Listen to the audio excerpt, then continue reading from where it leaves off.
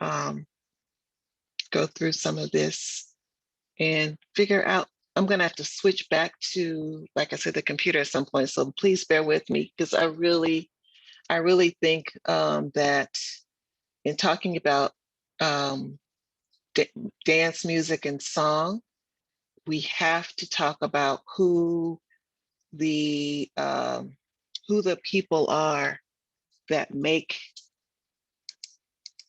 dance music and song within this tradition what it is. And I guess it's following up on a previous class where I talked about the history of Olokun in Cuba, and I talked about some of the origins of Olokun worship in Cuba. I think it's valuable to talk about some of the history of contributions in music and dance and song as well.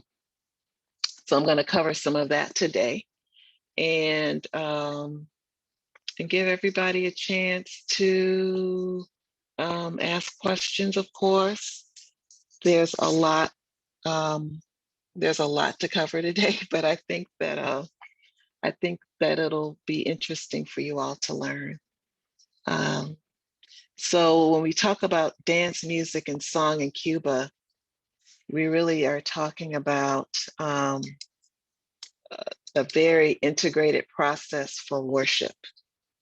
We know in Black traditions, dance music and song are part of all spiritual traditions for Black people, no matter where we are in the world, whether we're whatever faith we practice, we have some connection to those those means of expression. And of course, many of the people who come into worship, Orisha worship, come through music and dance and song. Um, because of the proliferation of dance offerings through classes. I know for myself, that was how I was introduced when I was a teenager. Um, one of the ways I was introduced was through meeting drummers and dancers and singers and being invited to a dance class and learning about movement and song and rhythm, and um, and by that learning about the Orisha. So there is a definite connection between learning about dance, song, and rhythm, and and learning about Orisha. Many of the movements that we see, that we feel even as we're performing them, give you a sense of the nature of the Orisha, or the nature of how they relate to us in our lives. Um, like when you dance with you learn about the dance of Elekpa, you learn about the fact that you learn as if you're dancing as if you're carrying a stick in your hand. That's called the garabato that he uses. And so there's a lot of symbolism in that garabato and meaning in what it means. And how you dance as if you're literally like walking and traveling along the road. Um, Very forward moving, very active, very engaged. Versus Yamanja's dances, you see a lot of movements that are sweeping, as if you're moving the waves of the ocean with your hands. Um, or rocking a baby, even. A lot of movements are as if you're rocking a child in your arms. Um, or the delicate dances of Oshun, where the hips are moved a lot and the body is more accentuated in ways that are very feminine and very beguiling, that type of thing. So there are a lot of different ways that dance, music, and song show us so much about our relationship with the Orisha. So what we're going to do is talk about the importance of the dance, music, and song in Orisha worship today, and go into some of the history of it. I have some knowledge of it in terms of some of the timeline in Cuba. We may go into some of that, but I also want to give some focus to one particular elder who is very instrumental in the proliferation of that of dance, music, and song in, well, particular dance, music and song in the Americas, and particularly the North America. So that's one person I'm going to feature today. And in the end, we're going to talk a little bit about incorporating dance, music, and song into our lives and how we think about it in terms of inner alignment with Orisha. Okay, so that's what we're going to cover today. So I talked a little bit about, how we come into it. Many people come into their religion through, as I mentioned, dance and music, and going to a dance class, hearing the music through someone who may be playing it, and being drawn to it that way. There's other ways that we encounter dance, music, and song. If you receive a reading and this comes in a particular Odu, you may be asked to play music around your house more. You may be asked to remember that you have to make sure that you're not putting yourself in a position where you're sacrificing yourself too much, which is an Odu that talks about the goat that pays for the drum with his own skin. So that's the way that we hear about music. We may be asked to throw a drum for the Orisha, even if you're not initiated. That actually may happen. You may be asked but you may be in a drum and you may be standing because you're not sure of whether or not you should dance or not. And someone who's mounted by an Orisha might come and grab you and take you to the center of the floor, so that and not because you know what you're supposed to do, but because you're meant to be in that space rather than on the wall. And the Orisha reminds you of that. So there's so many different ways that we encounter this idea of how we integrate or come into alignment with dance, music, and song. So this is a picture of what's called a bata drum, spelled B-A-T-A. This is a very important instrument. It's a very sacred instrument in this tradition. It's an instrument that's used for worship.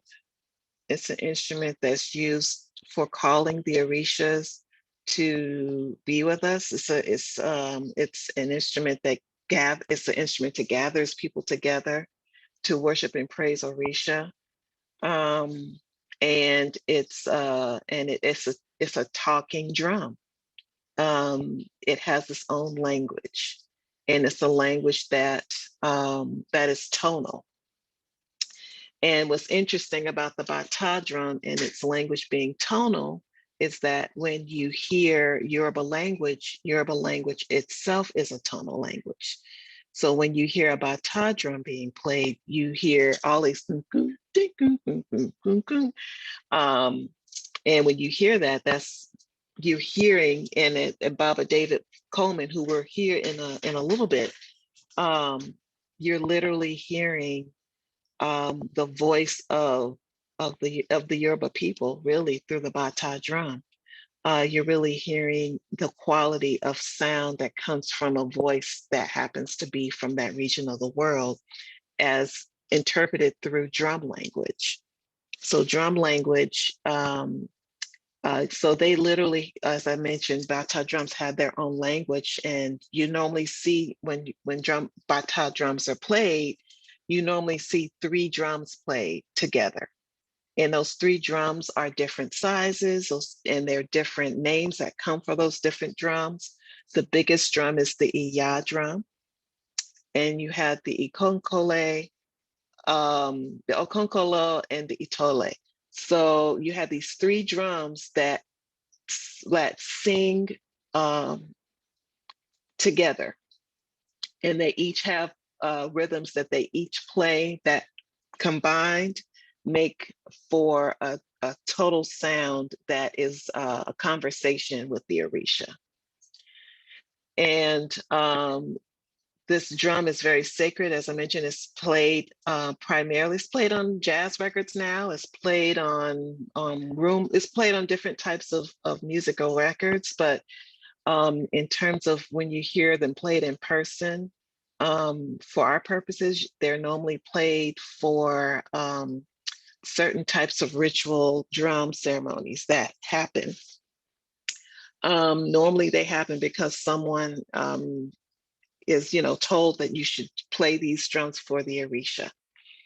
And so they're played, as I say, sometimes they're played without people singing, and oftentimes they can be played with, of course, with people singing to them.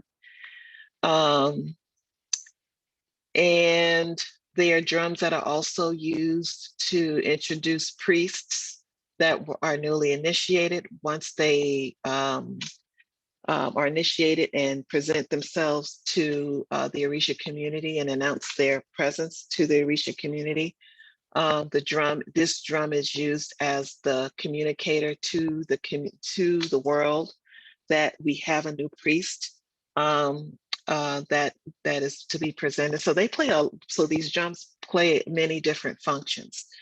The drum has a spirit within it that's called Anya. Anya is a spirit that is an Orisha that is used as a means to consecrate the drums to have its value as sacred. Um, and um, and that spirit of Anya is also the spirit that can call the Orisha through the drum as it's being played. So Anya is a consecrated energy that is part of the Bata drum that is played and Anya is the means by which that drum has its value to be able to call the Orisha whenever one is in front of them. So that's the first drums I mentioned. Yesa are also very sacred drums. They are not played here in the United States. I do not believe there are any Yesa drums in the United States, but those are also very sacred drums. Those drums have particular rhythms that they play.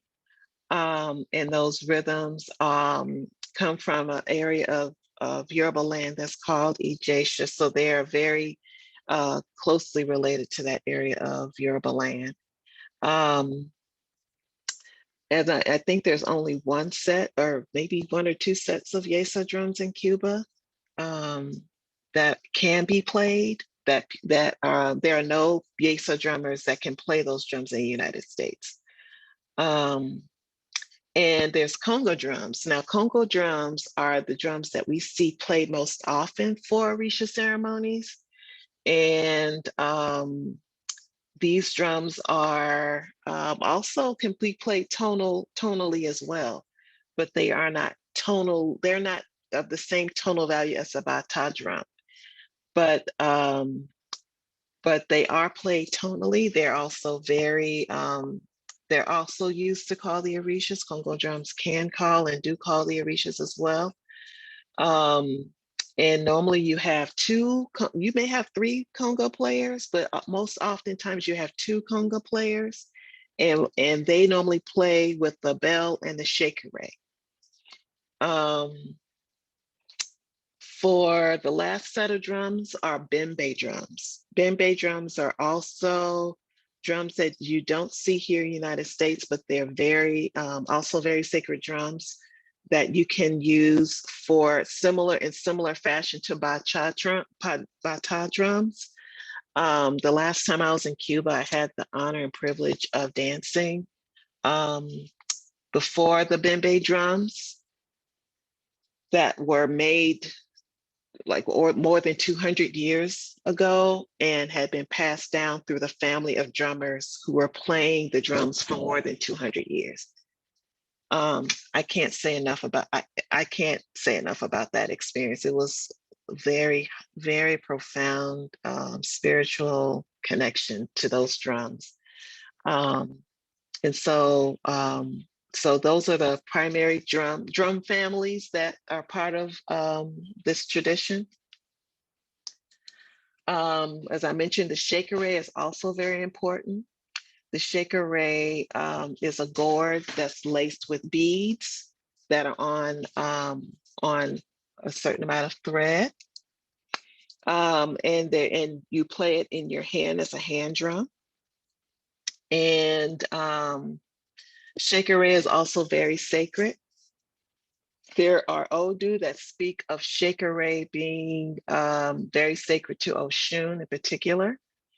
Shakere has been heralded as being an important tool for Oshun to use to save women who were otherwise being trying to save women from being captured um, by those who did not want to give them their liberation. So Oshun has, and Oshe Meiji is the Odu. Oshun used, when no one else could save the women from tyranny, Oshun liberated the women after she divined and with her diviners and found out that she needed to bring a shakere to the women and use the shakere as a way to call them um, and to liberate them.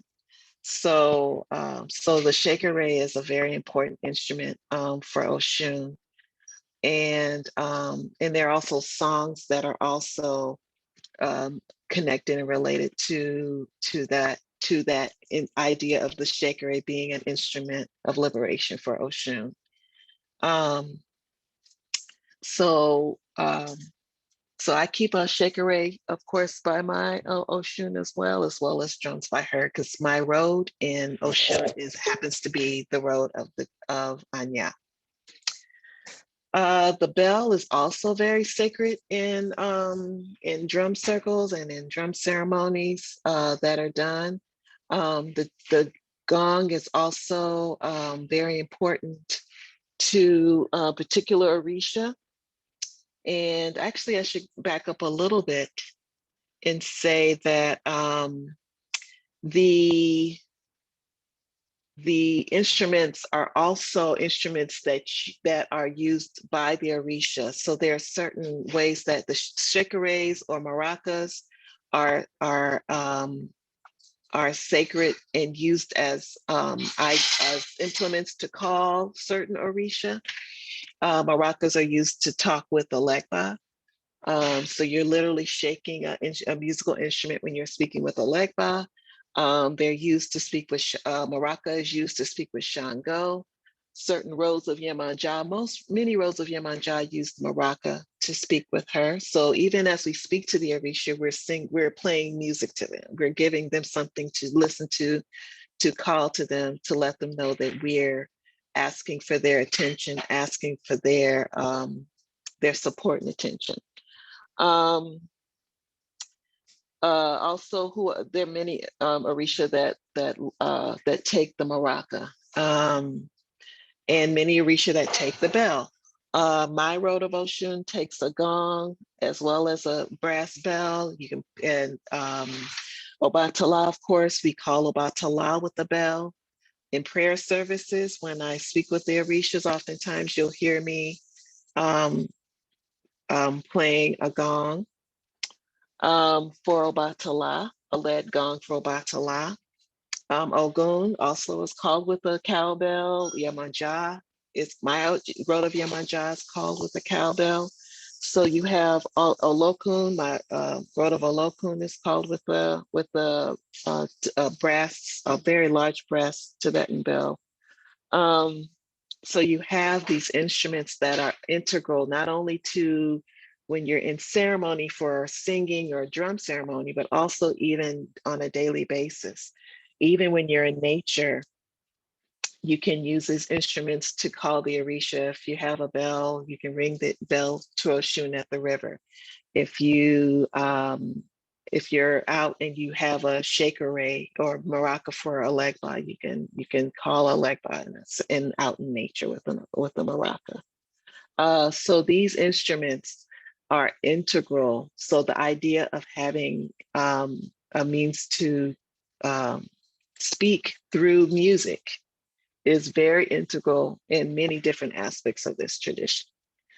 Um, so I mentioned dance in terms of what things we normally see in dance. So normally for dance, we dance with skirts.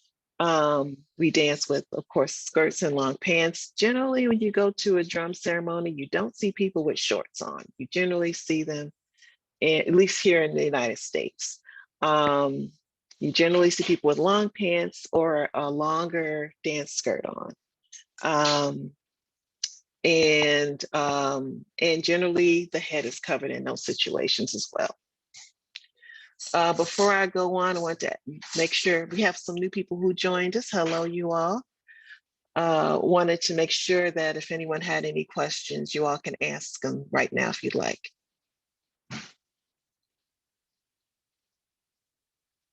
No questions? Yes, hi. Sorry, I'm late. Hi. Oh, no problem. Hey, how you doing? Good, and you? Good. Hey, Raina, how are you? I'm doing well. Sorry, I got out of work late. Don't have any. I Oh, have some questions, but not. I'll wait till a little bit more into it. okay. All right, cool. All right. I'm gonna, I shared my screen. I'm gonna share the sound of the computer. Hopefully you all can hear. Let me know if some, well, I'll be able to hear it too because I'm on another device. So I wanted to take a little time today to introduce someone to you all who I think is a really esteemed elder. Is this the one? Yes. And give you a chance to get to know this brother. His name is Baba David Coleman. Can you all see David Coleman on your screen? I see a picture of a lady singing. It looks like. Is he the drummer? Oh, okay. Yeah, that's what, okay. Yes, I wanted to show you. Okay, let's see what's going on. Let's see. Okay, I wanted screen one. There we go. Okay, now I had to do a new share. Okay, can you see him now? A man in a chair? Okay. So I'm going to test the sound and see if this will work. Let me, I'm gonna turn this down and see if this will work.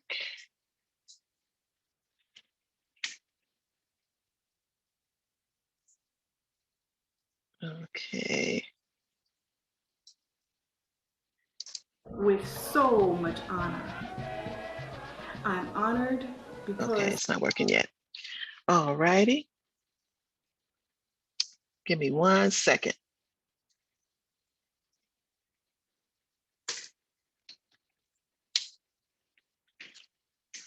One second. I'm gonna have to change the screen. I shared, oh wait, let's see, optimize, see if this works. Optimize for video clip. Of many of the artists. Okay, see if this works. What this does Okay, now I gotta go back. Thanks for bearing with me.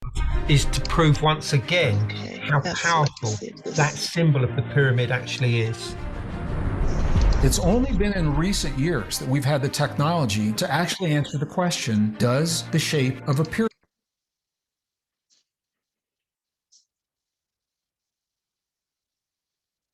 Can you all hear?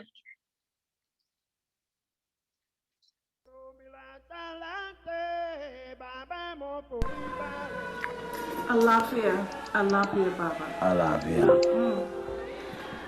I'm here today sitting in front of you with so much honor. I'm honored because in my opinion, not only in my opinion, but in the opinion of many of the artists in this Ocha community, you are considered to be a master drummer. I'm not quite sure of the name, but I think it's an anista. Is that it? Okay, can you all hear? Yes. Yes. It was playing. Okay. And the sound was good. All right, good. Anya, Anya Omo Anya. and Omoanya. Okay. That's the name of the drum society. That is the name of the drum society. But even before I even get into learning, about your experience with the drum, I want to first find out a little bit about the history, how it is that you came into this religion, and some of your relationships, some of your experiences, those things that stand out to you that you might want to share with us as we do this piece of project. Okay, all right. So, how did it begin? What opened your nose to this religion? The religion or the drum or the spirit of Anya? First, I want to find out about what drew your spirit into the drum. Right, Whichever came right. first. And the reason why I made that comment is because Anya, we had a misconception of what Anya really is. Anya, coming from the Nigerian Yoruba culture, is a spirit that exists in the universe that appears in every community in the form of sound. So this form of sound hit me, this form of sound called Anya, which means community music. It hit me when I was a young boy in Harlem, but it hit me by people who were serving the community with the spirit of Anya without even knowing. Because Anya serves the community in the form of sound. You could be playing guitar, string instrument, thumb piano, whatever you playing. If you playing it with the intent to bring people together and raise the spirit of the people, that's Anya at work. So when I was a little boy, we didn't know of Anya, but Anya reached us anyway on Lenox Avenue in 135th Street. We had a brother named James, and there's another guy who would blow the flute. I never knew his name, but it was just the two of them. James played the conga drum, and the other guy blowed the flute. No. No? Okay. This was a little bit before Jimmy Walker. Well, Jimmy Walker was around at that time when they had Ben and Dave's hot dog stand on the corner. You come out of Ben and Dave's hot dog stand, which is a totally old world New York experience. It had nothing to do with Africa or anything, but you hear the sound of this conga drum and this flute player, and they so wrapped up into each other's rhythm and each other's sound, you couldn't help but to just love the sound. I remember the tune that the flute player played, and I remember the energy that the rhythm that the drummer played on the conga drum. One drum, one flute player brought all us running out to hear that thing happen. Now they wouldn't stop and perform.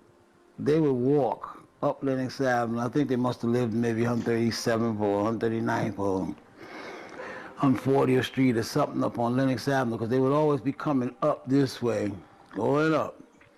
James had this funny little walk that he would do. He was like a little country boy. He was a thin little fella. Drum strapped on his waist, spanking out this rhythm. They walking. That's the first thing that hit me that made me go, oh my God, listen to that.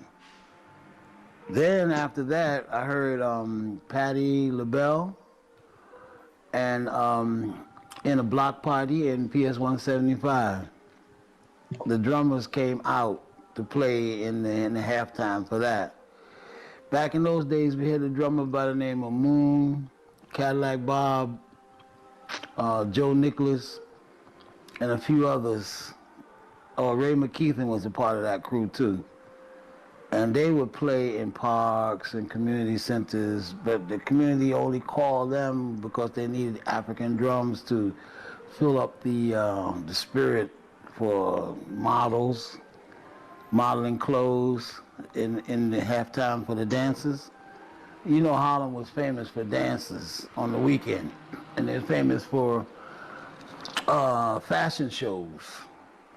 So when they did the African fashion shows back in the days with those women who dared to wear the Afro haircuts, then they would have the African clothes and all, you know, but they needed drummers.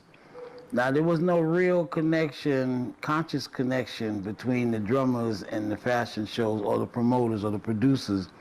It just seemed to be the ambiance that was needed. Because they could have put on a record and it would have been the same thing. But these drummers became a part of that whole thing. And you know, there was a certain few that was a part of that.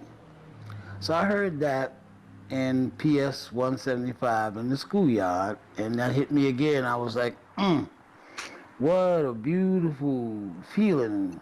You know, it was the combination of the low tone, the mid tone, the high tone, and how they would communicate and bubble together. I was fascinated. It was just nothing I could do. I just had to be a part of that. So that is actually what Anya does. Now, when it gets to the religious part, indoors in what we call the Igbo do, there's special rituals that Anya has to perform. But just in general, Anya is to serve the people in the form of sound. Very interesting. Very, very interesting. Well, I can personally say I remember back in those days too, where you young drummers would be fascinated with the music, and I think back then it was like in the 60s, late 60s, early 70s. It was something new. And I think it may have been new because of the political atmosphere at the time. We had just had the right to vote, and we were all coming out, and like you said, with the afros and dashikis, right, coming into trying consciousness. to get back into our religion, learning about our blackness, going back to Africa, what have you, getting into our culture. Not being afraid, right? And not being afraid. So, yes, I remember that. And living on 135th Street. Okay, What an experience. Right. Right, exactly. exactly. We experienced that together. So, yes, I can remember the, somewhat of the experiences that the young brothers had. And with you in particular, I also know that with your involvement with the drums, that it led to some of the other drummers that were into the religious aspect of drumming. Okay, yeah. And that I would like to, find out how did that impact on you, or how did you impact on it in terms of the religious aspect? Well, you see, for me, I always wanted to fit in somewhere with the fellas and be down with the crew, that whole thing. Couldn't play basketball, couldn't play football, couldn't play basketball, any of those things, baseball, none of that. But music was the thing that I could do. And like in every country, like I see now today, you see kids all over the world learning how to play on cans, vegetable cans and fruit cans and bean cans and coffee cans. That's what they learn how to play on. And that's what we had. We had pots and pans, and one of the things that gave the best sound for a drummer was the railing on the bottom of the bed. You bang on that bed with your fist and you hear this total echo, boom. That was the tumbao that we used to get. And the cars, the bumper of the car, along the side of the bumper of the car, they don't have no bumpers on the cars no more. It's just the front of the car, and then there's the light. Back in the day, there was a bumper on the side of the car. You hit that bumper, and people would gather, and then you start this. There was no songs for us to sing. We used to call it beating. We didn't say playing. We called it beating. You gonna go beating? Yeah, let's go beating. So we would go beating. That means we're gonna beat on the car, or we're gonna beat on the cans. And then one day we graduated to a little small Congo drum that somebody got from a pawn shop. Was no bigger than this. And that's how we got started playing for the people with the little drum. Now, meantime, my sisters are involved in the modeling and the making of the clothes. And then the dance classes and the actual drummers. So we had Mr. Denny Zulu, Nana Denny Zulu. He came to 134th Street where I had moved to and brought his drum, and he was courting my sister Vivian. And that's how it all started with the real drums, the older guys and the more mature situated drums. Before that, it was just like the spirit wanted us to beat on something because subconsciously we knew that it was something happy and good about this. When you hit that car and you hit that bottom of that bed, that vibration was so pretty. I didn't know it was going to lead to all of this. That leads back to us playing with pipes and PCP tubes and all type of plastic and bamboo inner casings for linoleum. You know, you have bamboo inside there. You have all things we throw away. We make sound with now because we're like inventing instruments. Back in the day, we weren't inventing any instruments. We were searching for ourselves and didn't even realize we were searching. It was just a natural curiosity, a boyhood curiosity. And we had no idea that all of this stuff was behind it. So that's really how it got started. And then when I saw that I could do it really well, I just started to sharing it with other people. And I got this way of looking at people and I can tell what people have and what they don't have. So I'm always willing to share something with somebody. And also I'm concerned about how we're going to sound to the public if we get on the stage. We want this, you know, you want the performance to go well, so you, hey man, maybe you should do a little of this, and hey man, maybe you should do a little of that to pick up the sound or whatever. So it got to be a little directing and, you know, more or less deciding what came best or what would sound better or feel better. And I just got good at it. Just got real good at it, hearing what was needed to make the music have a strong impact on the people. Because that's what my major concern is, having the people feel like I felt. And I hear that you know, I'm listening to some of the things that you're saying about how you're feeling about the drum and giving it out. But in the process of refining what you are hearing and what you're feeling, I know that I'm sure that you run into other brothers who are drumming, and also more than likely brothers that may have been drumming in other venues. Mm-hmm.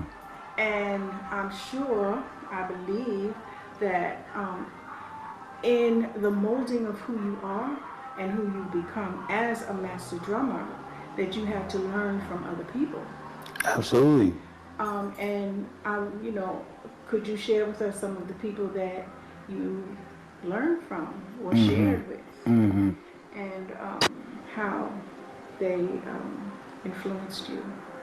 Well, it's like I said about James, the one that would play the conga with the flute drummer. Yes.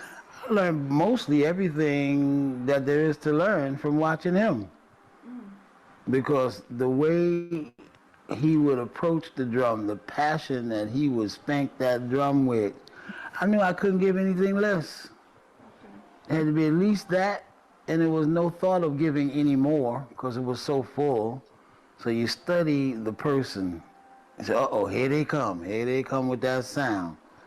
Now you're looking at the drum, but you're a young kid, so you don't know that the drum is made in Mexico and by which company and all this, which there was a very famous Mexican company that made conga drums. I don't even remember the name, but those are the things you look at. What impressed you? We had another brother by the name of Ira. He was the best drummer I ever seen in my life. He was a total delight to watch when he played the drum. And Ira was from New Haven, Connecticut. And years and years and years later, after he had a very unfortunate battle with his mind, he went to Africa and he came back, and he was definitely not the same. As soon as he hit Africa, he came back, he was just completely gone. But from those days on to now, he disappeared. I never saw him, and then I bumped into him in the supermarket here in New Haven. And then I went to his house here over on Batchley Street over there. And same drum he used to play is over there right now to this day. Now I'm 63. These are the days when I was like 13, 14. That's over 50 years. That conga drum is still over there right here in New Haven, Connecticut. Now the way he would hit that drum, and Professor Thompson talks about African people and their approach to anything in life, walking across the floor, eating, cooking, the rhythm that we use. While we lean, while we bend, while we stretch, while we close our eyes when we talk, when we play. He said we close our eyes because, Professor Thompson that is, we close our eyes because we don't want to be disturbed with the outside from what God has to say. So it's just us and God when you close your eyes. So I watch Ira when he play, when he do like this, close his eyes and lean.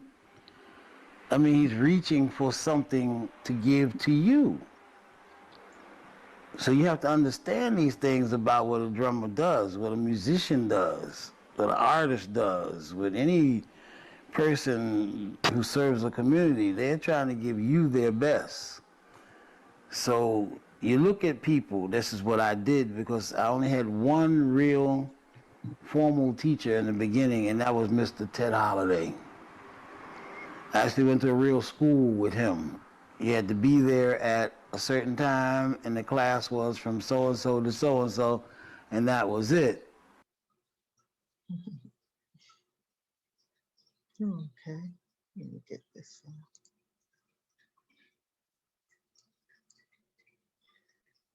So what are your thoughts and reflections about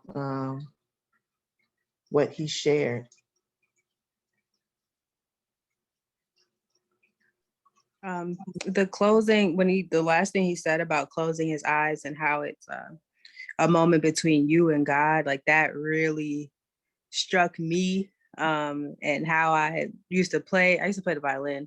But even like singing, hearing certain songs, like I just kind of, I close my eyes. And if you think about all of the singers and stuff like that, like when we're really, hitting those runs and riffs, like, our eyes are closed and you do go into like this other space where you don't want to be disturbed, but just really holding into that moment.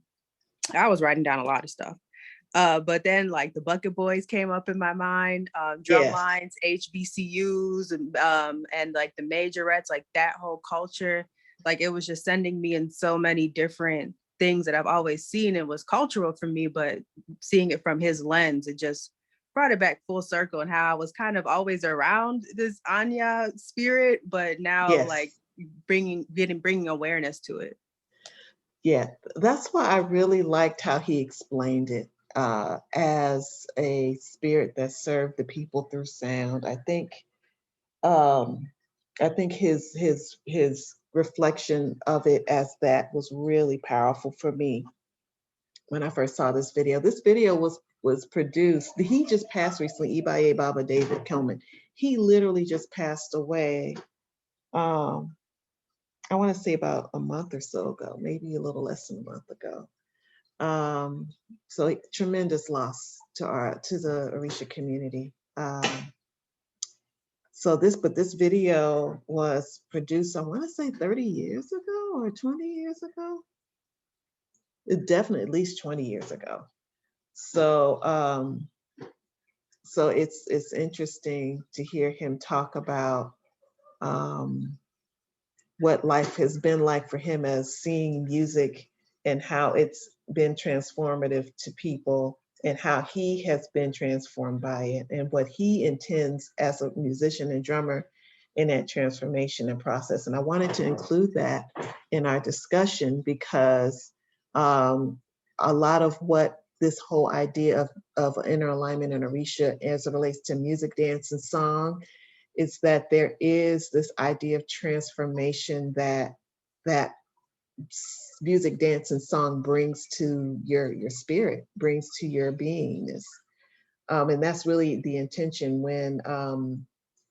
when you raise your voice in song or in dance, or you move your body in relationship to that song that you hear, and that feel or that feeling you get when you listen to a song that's from of the Orisha and hear a ritual singer singing to the Orisha, and you feel that feeling that you can't explain, you can't quantify, but you feel this connection to that, to what's being sang, what's being said, what's being portrayed.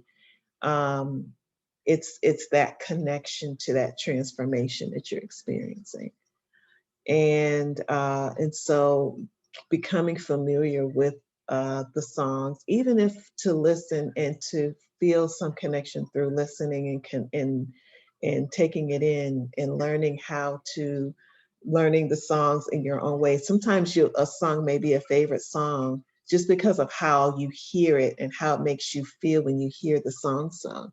You may not even know the words yet. And then you learn the words to it. And then it's like, oh, wow, there was something in that message for me that gave me a sense of connection to it that I didn't even realize has some meaning to my life. So understanding Anya as a part of our sound experience, I think is really, really a good way to embrace and understand how music, dance, and song helps us to align with Orisha. Any other thoughts or reflection about this?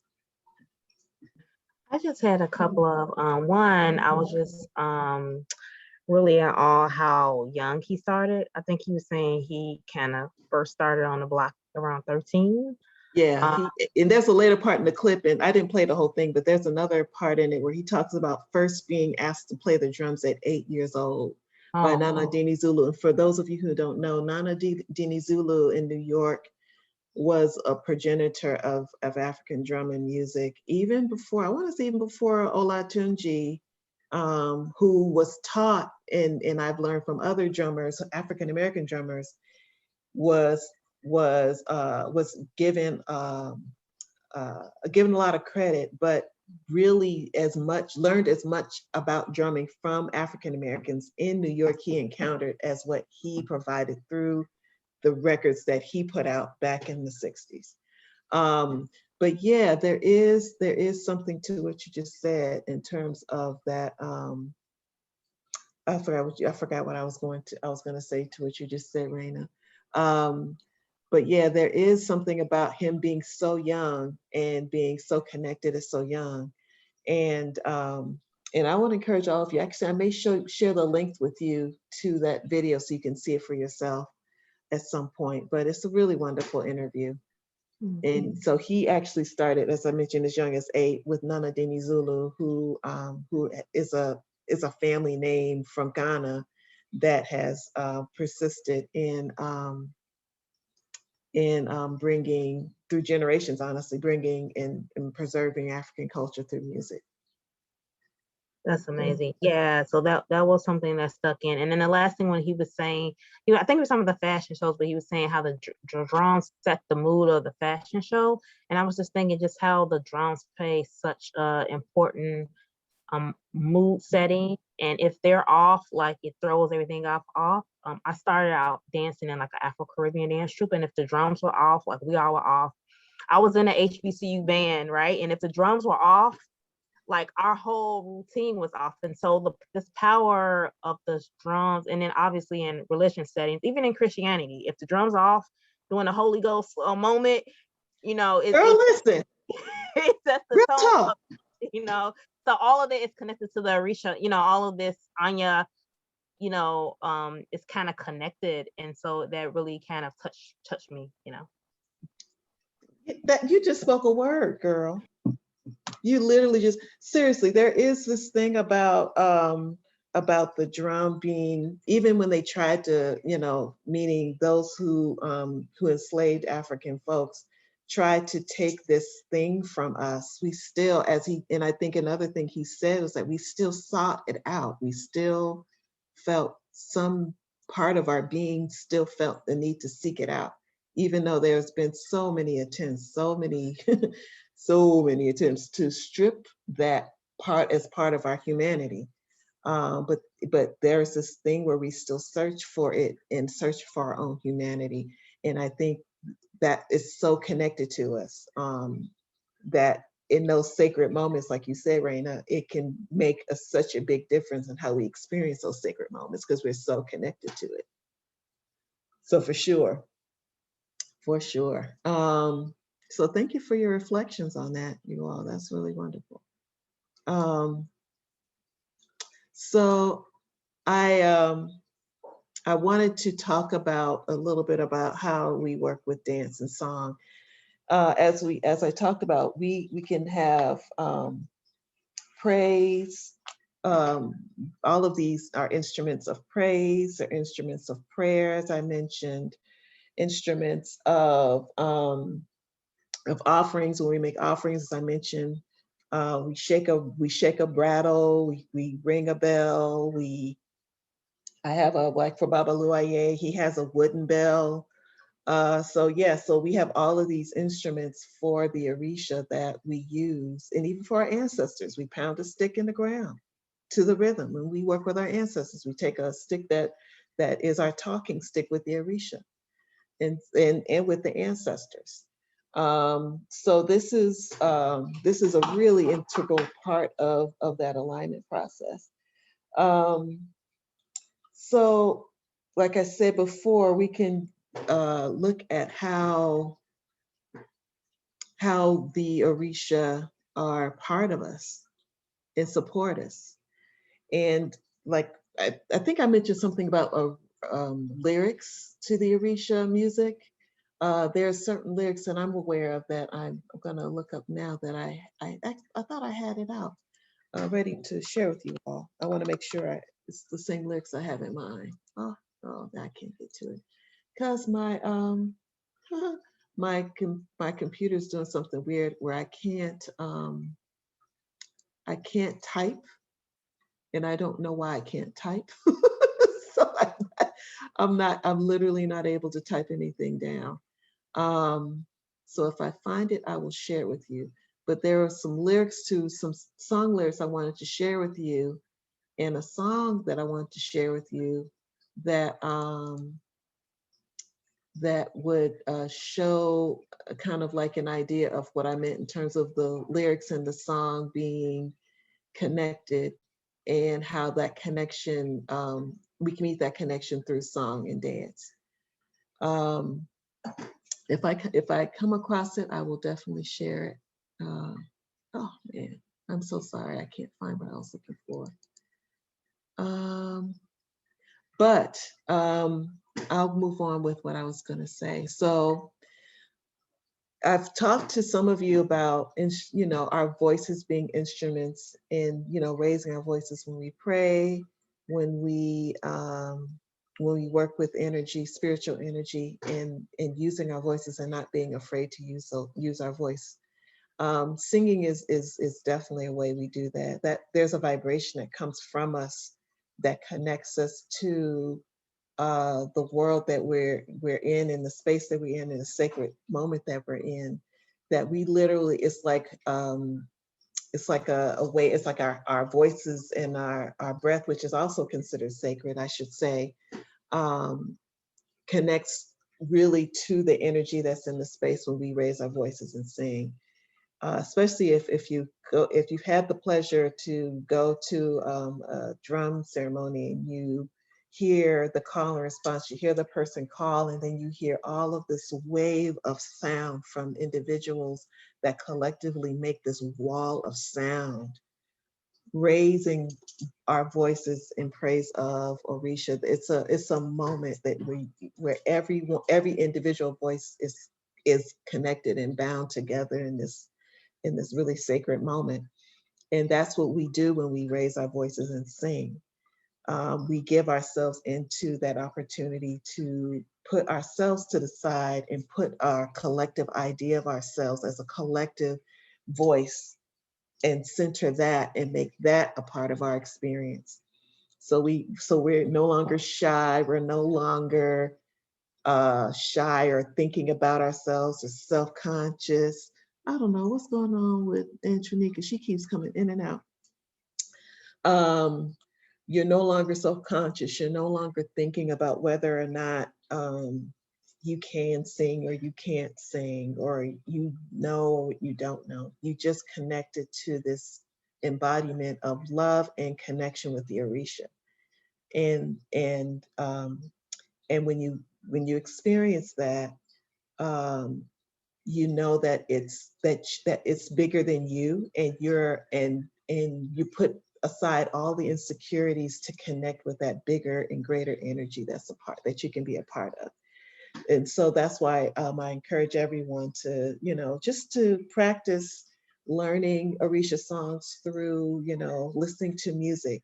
If you go to Pandora or Tidal, or really, I know Pandora for sure. I'm pretty sure Spotify too. If you put in the name of one artist and create a radio channel for that one artist, you can learn a lot of different Orisha songs. One particular artist I would recommend everyone include. I'm going to put the name in the chat. Oh, I can't put the name in the chat because I can't type. This is so frustrating. This is so frustrating. Miss Deidre, is your nums lock on? Sometimes you may hit a button called, on my computer it says nums lock, and you'll lock the screen. You're locking the keyboard. That's what I did. Yeah, if you hit right. it, it'll unlock it. You could try it. I don't know.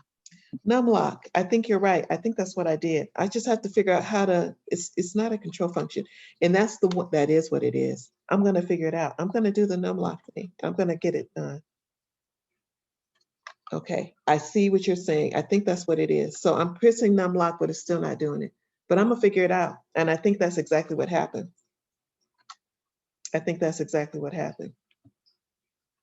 But I don't want to take up your time with that. But you can spell Lazo, and I've mentioned Lazaros before, but you spell it L-A-Z as in zebra, A-R-O, next word R-O-S, capital R-O-S. If you type Lazaros in any Spotify radio, Tidal radio, Pandora radio, if you go on YouTube and type Lazaro Ross and do a bunch of playlists for Lazaro Ross, you will come up with a ton of songs that you can start to listen to and learn, because he's an Akpan, a ritual singer of Orisha music that has, I think, I want to almost say single-handedly had the largest influence on the way we hear Orisha music and the way we sing it and respond to it. So to the point that there are certain songs traditionally that his version is saying, even though it's not the ritualistically true version of the song, because he made it more theatrical rather than ritualistic. But people have in some cases have taken a version of his song and applied it in ritual. and so for traditionalists, they're like, oh, he ruined the song for us. But in either case, he has a lot of music that that you can hear. And like I say, you can't go wrong listening to Las Auroras. I would also say another artist that you can listen to is Merceditas Valdez. So it's like Mercedes, except it's Merceditas. So Merceditas. I'm pretty sure that's right. Valdez with a Z. Hers were the first records I heard in Orisha music, and they had an indelible imprint on me, without a doubt. And there's another singer. Well, she sings kind of a mixture of songs that are both traditional and non-traditional. But there's an album that she sang on. Her name is Bobby Cespedes. She lives in the Bay Area. She's an Afro-Cuban woman who lives in the Bay Area. She has an album called Bata Ketu, and that's Bata, and the next word is Ketu, Bata Ketu. It's a beautiful album that brings together both Afro-Brazilian and Afro-Cuban dance and rhythm and song for the Orisha. Highly recommend that album. So use look at those resources for yourself, to see how you can start to learn certain songs. Like I say, there are lots of different songs that you can learn that can be a great way for you to grow in learning about the tradition and learning about how songs sound and work when you sing them. So give yourself the opportunity to have that experience. And I mentioned harmonizing with the energy. That's, when you're in nature. So say you want to speak to Oshun. There's nothing preventing anyone from taking a bell and ringing the bell at the edge of the river to say hello to Oshun and to talk to her. And just to give her your time. And if you want to sing a song to her, um, singing a song that's very, gentle and connected to that space. One is a song that says, "My mother's house is in the river. My mother's house is in the river." Many people come to my mother's house for safety. My mother's house is in the river, and that's Iya Mile Odo. Iya Mile Odo. Bogbo Ashe. Iya Misara Mawoe. Iya Mile Odo. Those are the words. So when you're singing that, you're acknowledging Oshun's house is in the river. You're acknowledging that many people come to her for safety, and that's so and that connects honestly to so many things. It connects to our ancestors who escaped hounds in the river that were trying to catch their sin. To me, it goes deep. It goes deep. Um, so I'll sing a little bit of how the song is sung. Um, and this is one of the first songs you generally hear when you hear a song sung to Oshun. There are a couple of others, but this is one that at some point either you hear the song either sung to Oshun in the beginning, or when Oshun arrives and is ready to come to greet people, this song is oftentimes sung. Okay, and some of you may have heard me sing it during prayer service. Okay. Ia mi le odo.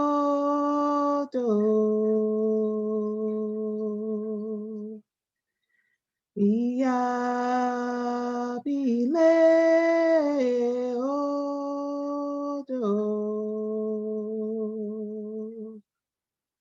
Bokbo ashe. Ia mi saramawo.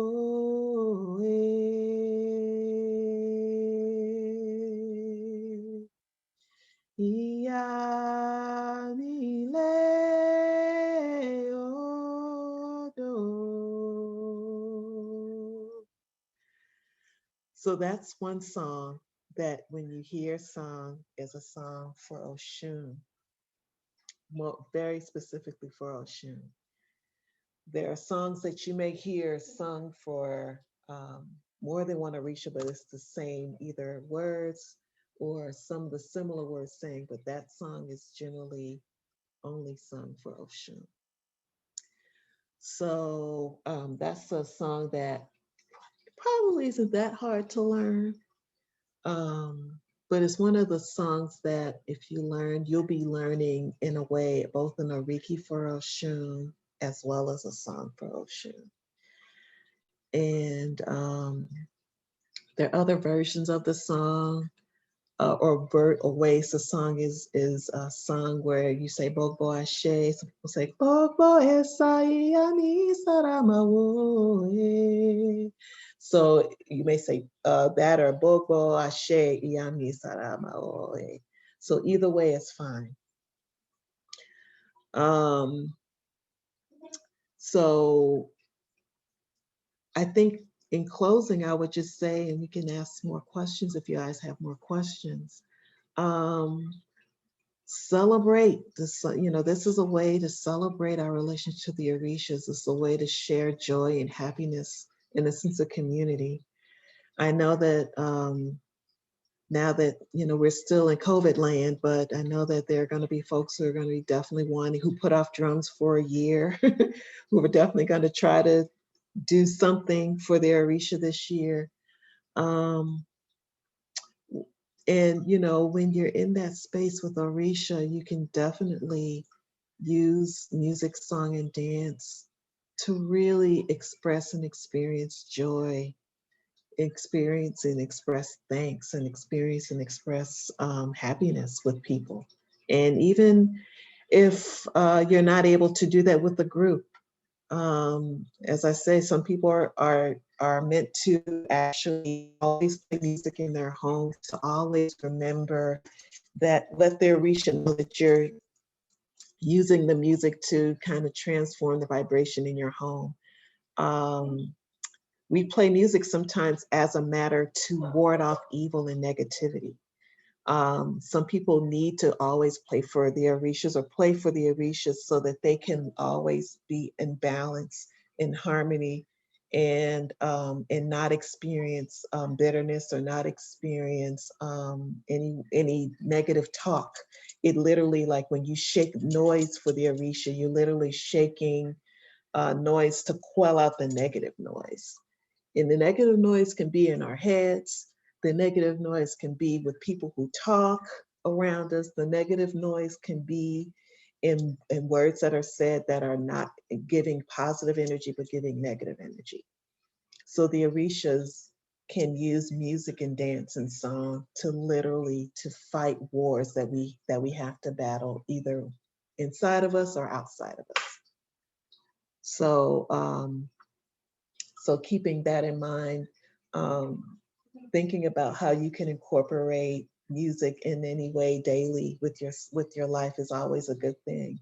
And it can also, help you if you're feeling like you're by yourself. It can be a way to bring some sense of company through music, and that you make, so you feel less alone. It can be a wonderful way to just give you a better sense of harmony and connection and gratitude to yourself and to the world around you.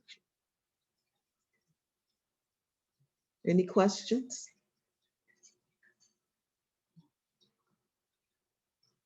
You guys asked some good ones earlier.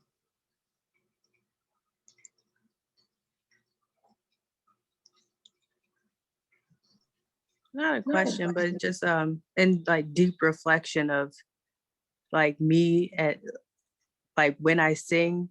What? Sorry. You okay? This iPad is like throwing me off.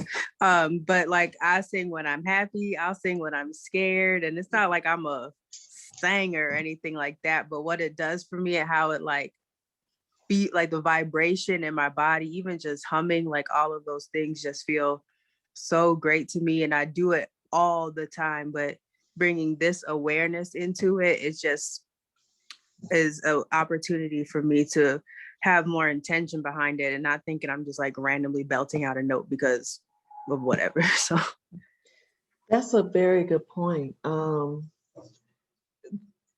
That's a very good point, actually. There are times when, for some people, humming, the vibration of humming literally plays a very important role spiritually for the person.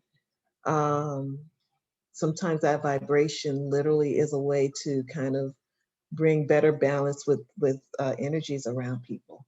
I mean, there are people who literally should hum. you know, as a way to keep themselves balanced, or even sometimes to keep yourself present. Some people hum to keep themselves in the physical present, in the actual present. So those things are actually really important strategies for some people to feel, like I say, vibrationally calmer. Sometimes humming can calm us.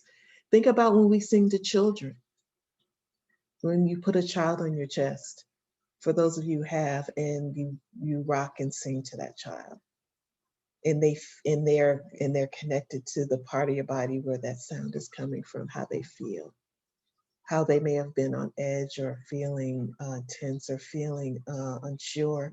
And that brings them a sense of security and a sense of warmth, a sense of connection to you. That's real. I mean, I've experienced that with children, I've experienced that with my children for sure. So all of that plays into this whole idea of how these are tools for alignment for us if we use them. I also was thinking about, because I think this is something about being timid about the language difference. You know, some people are speaking in, I think the language is Yoruba, and then some people sometimes are singing in Spanish, or some, you know, dialect of Spanish, and sometimes feeling intimidated about singing. And it's interesting. I went to a botanica in the city, and the owner was not very receiving of me being there, but he was playing Orisha music, which was in Spanish. And I was like, oh, that's the only thing we connected on was the music. Like, I did buy some things, but it was like they broke the ice with me only around the music, not about my presence or me purchasing anything. And so I always think about the language of song, even if the languages are different. And so I don't know if is that a conflict in these communities or not. It's just a question and a comment rolled in one. That's an interesting point. I think that's an interesting question. I think that there are barriers, and I think there's a series of videos that support that video that I showed, and I cannot send it to you guys because I haven't figured out how to take this num lock thing off, because I think you're right. I think it is a number lock issue. We tried screen lock early before class started. That's why I was late getting here, because I was like, I gotta figure this out. But I will send something. I will send the video. I'll figure it out. But there is something about that barrier, that language barrier, that as Baba David Coleman talked about, that really was a concern for many African Americans coming into the tradition in the late 1950s, early 1960s. Because the first African American was initiated in Cuba, I believe it was Havana, in I want to say 1959. So there were those barriers, and the learning of the music, and the music being a bridge to learning and study beyond that, I think helped to bridge those gaps. But when you're in a bembe, when you're in everyone, even people who may not even know what the words mean, because there's not a lot of scholarship, unfortunately, these days around Lukumi Yoruba language. So a lot of people may not be aware of. That's a matter of personal study, right? That's a matter of an individual wanting to have that information and going to seek it out, or having very learned, godparents who can share that information with them. I happen to thankfully be the goddaughter of a very, actually, I have to make mention of this. My godmother, Ogongolo Yu, who's a priestess of Elegba, she's a ritual singer. She's an Akpon. She's been singing for the Orisha for decades, particularly here in Chicago. If anyone here has gone to a bembe in Chicago in the last 20 years, it would be highly unlikely that they did not encounter my godmother, because she is very, in Chicago, she's known as very well known as an off poem here.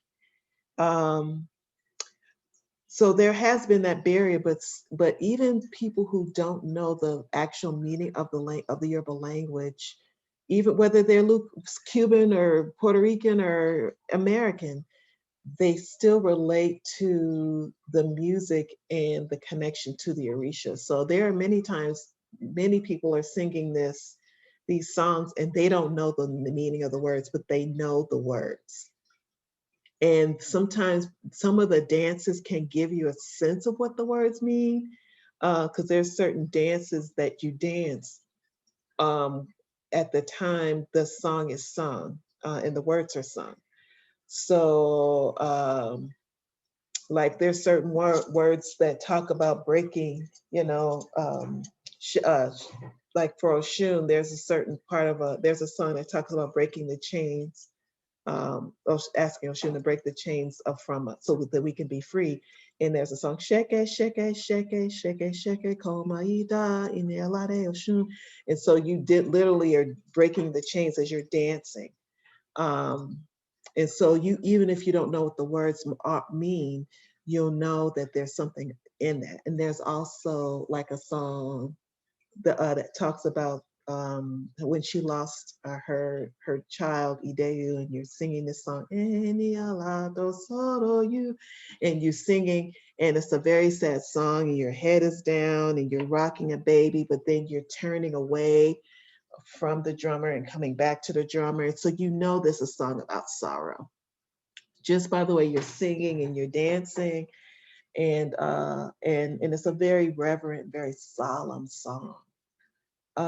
So people who may not know what the words mean know that there's something that's sad that's happened to Oshun that you have to be aware of in that moment in order to really connect with what's happening.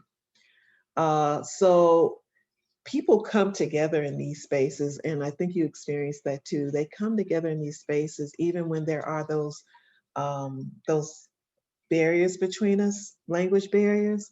But honestly, I've seen so much unity come out of those connections with through Orisha music, dance, and song. It really is a unifying thing. In Cuba, especially, I don't, my Spanish is horrible, but when I was in Cuba, whenever I've been there, it's been when we're at a bembe, all that goes away. You're literally just, if you're a priest, and I know you're a priest, they'll say, come on, dance with us. Come on, it's time. This is Oshun's song, come on. Or the Orisha will pull you off the wall. Even if people don't acknowledge you as a priest, the Orisha will. And they'll say, come on, let's go. You're supposed to be on this dance floor. So either way, there's a unifying element to all of it. And it doesn't solve the social differences and the conflicts even that come with those differences. It doesn't solve them, but it gives us a time to kind of put those to the side. And we're oftentimes urged by the Orisha to acknowledge that those barriers are what we create. They don't create those barriers, we do. I hope that answers your question. Yeah, it does. It makes me feel better too, because when I left the Botanica, I was like, I'm never going there again. Like I got totally disrespected, except when we was talking about the music. But no, it just put another perspective. So thank you. Mm-hmm. Yeah. Yeah. So we're at 6:32. I want to honor everyone's time. Kiara, how you doing? I haven't seen your face. And Tranika, I haven't seen your face. I know y'all probably doing stuff, but I want to make sure I say hello.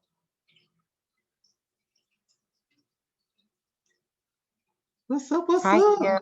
I'm doing well. I hope you're doing well too. Thank you. I am. I am doing well.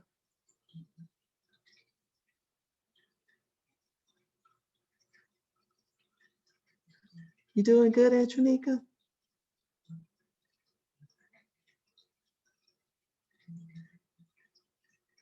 Yeah. Yeah. Okay. How you doing, Joy? I'm good. No, Yes. everything's pretty good. Good, Good. All right. So I'm glad. I just wanted to at least hear the voices of everybody. I'm tired of seeing two of me because I'm looking at the screen seeing two of me. So, but it's been really great. Thank you so much for your engagement in this class. That's what makes it really a rich experience when we all have a chance to talk and connect and relate to each other. And again, I just decided this is what I wanted to teach about today because it's so integral to everything. But if there's any idea or question or suggestion for something you'd like to learn about, definitely let me know and we can definitely talk about it. I'm glad you enjoyed the topic, Kiara. I did too. Actually, I was like really happy to do this today. I actually like talking about, I'm really big on, well, my road is Ibu, which as you all know is the Orisha of the drum. So it's a very near and dear topic to my heart because of that. But I really want, I'm really thinking about how to integrate some of the information I have for some of the progenitors in our tradition, African American folks who were, kind of pioneers. I want to find ways to integrate their voices into what we talk about more. So I'm going to figure that part out. But if there's anything y'all want to talk about, let me know. Okie dokies. Thank you, Ia. Great. Oh, you're welcome. Thank you, Ia. Thank You're you.